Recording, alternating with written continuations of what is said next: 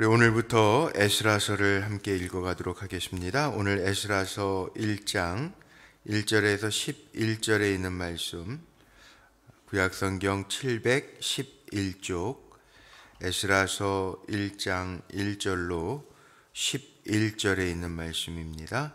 우리 오늘도 우리 드라마 성경으로 우리 함께 읽어갑니다.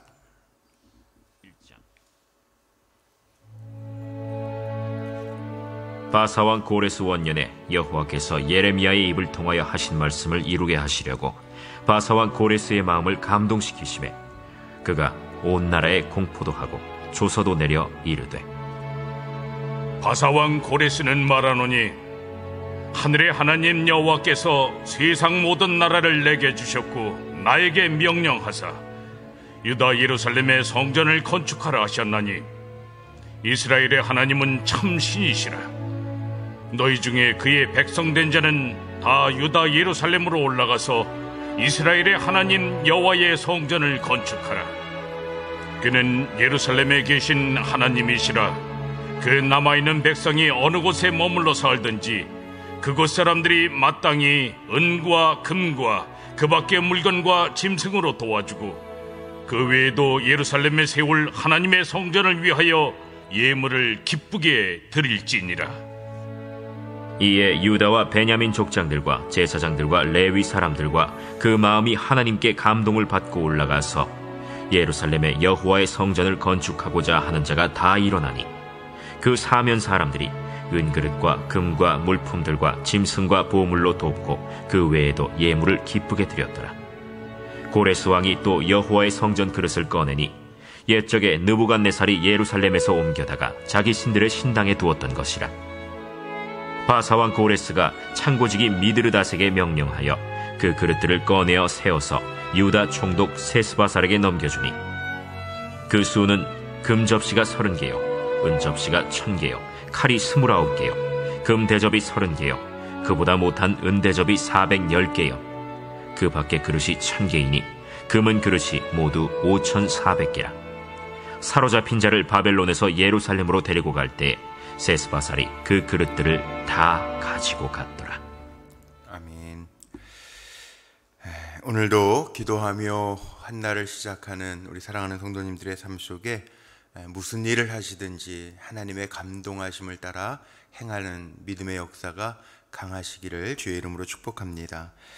오늘 말씀의 제목 5절에 있는 5절 중반절에 있죠. 그 마음이 하나님께 감동을 받고, 이 문구를 제목 삼아서 함께 좀 은혜를 나누려고 합니다.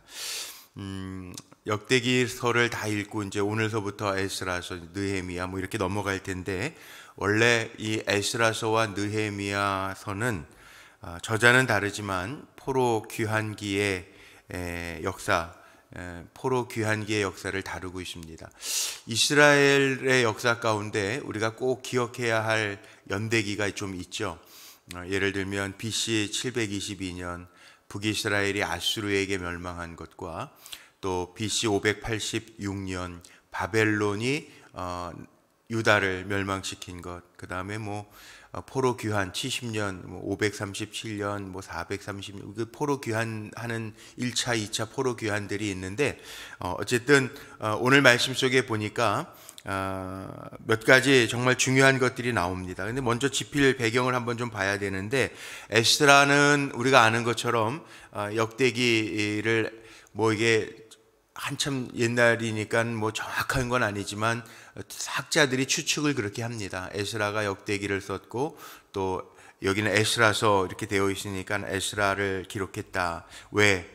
성전을 재건하는데 멸망했다가 다시 포로에서 돌아와서 성전을 재건하는데 신앙의 개혁 사건을 통해서 너희는 하나님의 백성이다. 선민의식이죠.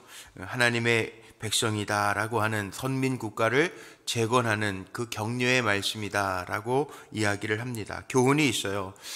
대제사장 에스라가 쓴 거기 때문에 역사의 주관자는 누구다? 하나님이시라는 거죠. 그래서 이방 민족의 왕까지도 하나님이 다 주관하신다는 거예요. 전혀 상관없는 사람들은 하나님이 내버려 두시는 게 아니라 하나님은 악도 사용하실 수 있단 말이에요. 물론 뭐 그렇게 우리가 하나님을 단정하기는 참 어렵지만 하나님은 모든 것을 역사의 주관자이시고 만물을 창조하신 하나님이시다라고 하는 것을 볼 수 있고요. 두 번째, 하나님 앞에 택함 받은 이스라엘 백성은 어떻게 살아야 되는가? 성결하게 살아야 된다. 성전 중심, 성전 재건, 성전 중심으로 살아야 된다.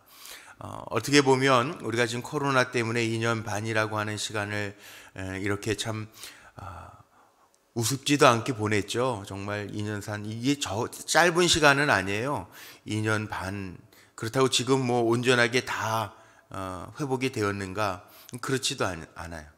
제가 이렇게 저녁에 걷다 보면 뭐 마스크는 이제 좀 벗고 걷는 분들도 있지만 대부분 많은 사람들이 마스크 쓰고, 건물 안에 들어갈 땐 또 마스크도 쓰고 다니고, 그러니까 아직도 온전한 회복은 아니고 여전히 몇천 명씩은 감염되고 있는 실상이고, 또 앞으로도 이러한 그 감염병이 변이 바이러스가 계속 나올 거다. 뭐 학자들은 그렇게도 이야기합니다. 그럼에도 불구하고 우리는 어떠한 삶을 살아야 되는가? 성전 중심으로 성결한 삶을 살아가야 된다. 되는 대로 사는 것 아니고, 생각나는 대로 사는 것 아니고, 내가 하고 싶은 대로 사는 게 아니라 택함 받은 백성은 하나님 앞에 성결하게 살아야 된다라고 하는 것을 보여주고요. 또 하나는 하나님의 말씀 중심주의를 강조하고 있죠.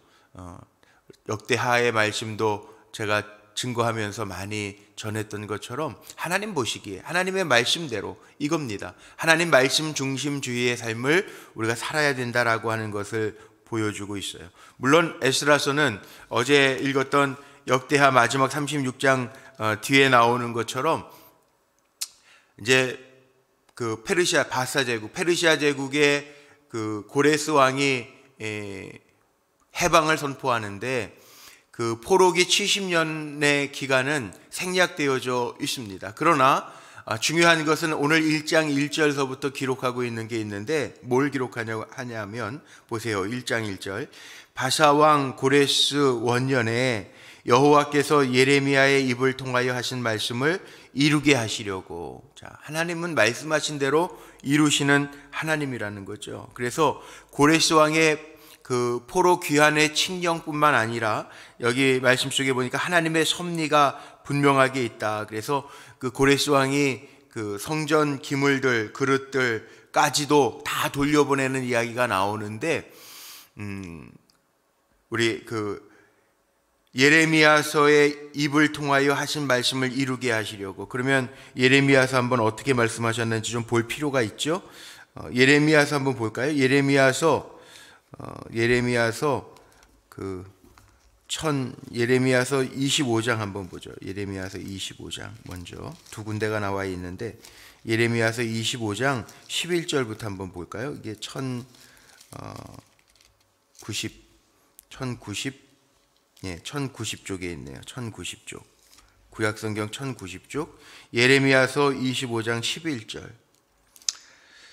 11절에서부터 13절 말씀만 제가 읽어볼게요. 이 모든 땅이 폐허가 되어 놀랄 일이 될 것이며, 이 민족들은 70년 동안 바벨론의 왕을 섬기리라. 여호와의 말씀이니라. 70년이 끝나면 내가 바벨론의 왕과 그의 나라와 갈대아인의 땅을 그 죄악으로 말미암아 벌하여 영원히 폐허가 되게 하리니, 내가 그 땅을 향하여 선언한 바 곧 예레미야가 모든 민족을 향하여 예언하고 이 책에 기록한 나의 모든 말을 그 땅에 임하게 하리라. 여기에 보면 폐허가 되어가지고 바벨론을 섬기게 할 것이다. 29장으로 한번 넘어가 보세요. 예레미야서 29장 10절부터도 한번 보세요. 10절부터 제가 14절 한번 읽어볼게요. 1097쪽에 있습니다. 예레미야서 29장 10절부터 제가 한번 읽어봅니다. 예레미야의 입을 통해서 하나님 뭐라고 말씀하시는가? 10절부터 29장. 여호와께서 이와 같이 말씀하시니라. 바벨론에서 70년이 차면 내가 너희를 돌보고 나의 선한 말을 너희에게 성취하여 너희를 이곳으로 돌아오게 하리라. 여호와의 말씀이니라. 너희를 향한 나의 생각을 내가 아나니 평안이요 재앙이 아니니라. 너희에게 미래와 희망을 주는 것이니라. 너희가 내게 부르짖으며 내게 와서 기도하면 내가 너희들의 기도를 들을 것이요 너희가 온 마음으로 나를 구하면 나를 찾을 것이요 나를 만나리라. 이것은 여호와의 말씀이니라. 나는 너희들을 만날 것이며 너희를 포로된 중에서 다시 돌아오게 하되 내가 쫓아보내었던 나라들과 모든 곳에서 모아 사로잡혀 떠났던 그곳으로 돌아오게 하리라. 이것은 여호와의 말씀이니라. 자, 이 예레미야를 통하여 하나님이 이미 예언하고 말씀하셨다는 거. 돌아오게 70년 포로 생활이 끝나면 돌아오게 할 것이다 라고 하는 말씀대로 돌아오고 있다는 거예요. 여기에 말씀 속에도 오늘 읽은 에스라서 말씀에도 보면요, 그런 말씀들 나오죠. 3절 4절에 보니까 이스라엘 하나님은 참신이라. 고레스 왕의 입을 통해서도 너희 중에 그의 백성된 자는 다 유다 예루살렘으로 올라가서 이스라엘의 하나님 여호와의 성전을 건축하라.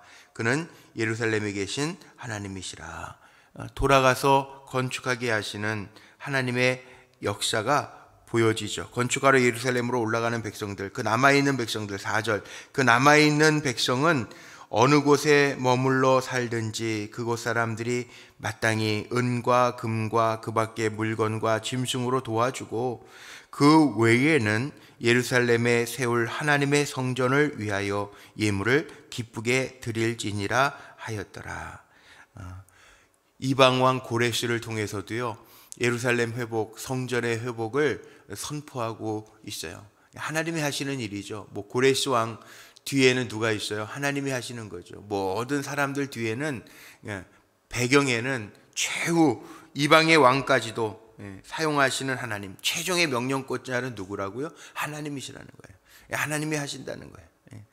자, 망하게 하시는 이도 하나님, 다시 세우시는 이도 하나님이라는 거예요. 그러니까 우리가 죄악이라고 하는 거는 멀리 해야 되는데, 그 한나의 고백, 한나의 기도를 통해서도 사무엘상의 2장에 보면 한나의 기도를 통해서도 하나님 하시는 게 있잖아요. 뭐예요? 올리기도 하시고 내리기도 하시고 살리기도 하시고 죽이기도 하시고, 이 하나님이 하시는 일이라는. 이방왕 고레스를 통해서 말씀하시는 것 같지만 최종 명령권자는 하나님이시라는 것을 우리에게 보여주고 있어요. 그런데 이 움직이는 사람들 보세요. 오늘 제가 제목을 이렇게 삼은 이유가 있는데 5절을 한번 보면 이렇게 명령할 때 이에 유다와 베냐민 족장들과 제사장들과 레위 사람들과 그 마음이 하나님께 감동을 받고, 그 마음이 하나님께 감동을 받고. 자, 명령한다고 다 되는 거 아니에요. 하나님의 말씀이 선포된다고 다 듣는 것도 아니더라고요. 제가 설교해 보니까 하나님의 말씀을 전해 보니까 듣는다고 다 은혜 받는 것도 아니고 다 그 말씀대로 준행하는 것도 아니에요. 그런데 성령의 감동이 있다는 거예요. 성령의 감동.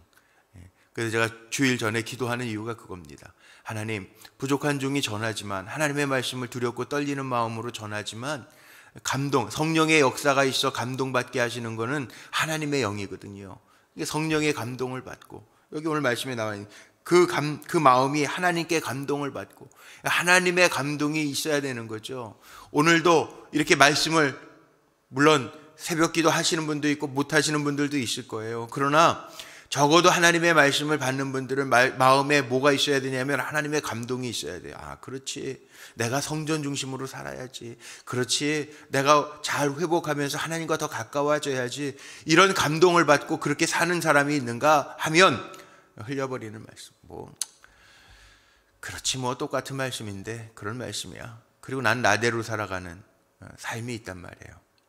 중요한 거는 하나님께 감동을 받고, 모든 일에 하나님의 감동을 받고, 스쳐 지나가는 이야기들이 아니라 하나님 주시는 말씀에 감동을 받고 살아가는 거. 그게 역사가 있어요. 하나님의 감동을 받고 살아가는 사람에게 은혜가 있어요.